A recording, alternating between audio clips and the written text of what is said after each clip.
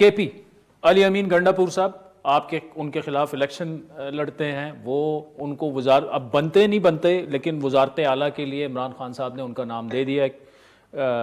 کیا کہیں گے آپ؟ دیکھیں عمران خان نے ان کا نام دیا، وہ صوبائی صدر ہیں پارٹی کے، لیکن سوال یہ ہے کہ اگر وہ بنتے ہیں تو پھر ریاست سے تو میرا سوال ہوگا کہ اگر وہ ریاست نے تو میں کہا تھا کہ وہ 9 مئی میں ملوث ہیں، اگر 9 مئی میں جو ملوث ہے اور وہ سی ایم بن سکتا ہے تو پھر 9 مئی میں جو باقی ملوث ہیں ان کا کیا قصور ہے؟ اگر میاں اسلم صاحب پنجاب کے کینڈیڈیٹ بن سکتے ہیں، وہ 9 مئی ملوث ہیں،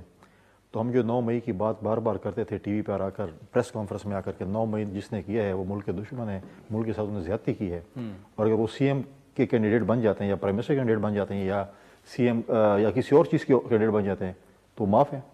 تو پھر یہ سوال تو ہم ریاست سے کریں گے کہ آپ نے جو ہمیں کہا تھا کہ جو لوگ 9 مئی میں ملوث ہیں ان کی کوئی معافی نہیں ہے، تو پھر ریاست کے اوپر بھی سوال نشان. اچھا علی امین صاحب 9 مئی کے بعد جو تھے وہ تھے ڈی خان میں ہی تھے کہاں؟ دیکھیں علی امین صاحب تھے یا نہیں تھے، ان کا رابطہ لوگوں کے ساتھ تھا، واٹس ایپ پہ تھا.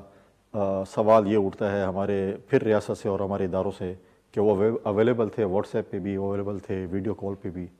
اور اگر کوئی نہیں ڈھونڈ سکا تو ہماری ریاست اور ہمارے ادارے نہیں ڈھونڈ سکے اس کو. تو پھر بہت سے سوال نشانی سلیکشن میں، ہمارے بہت سے خدشات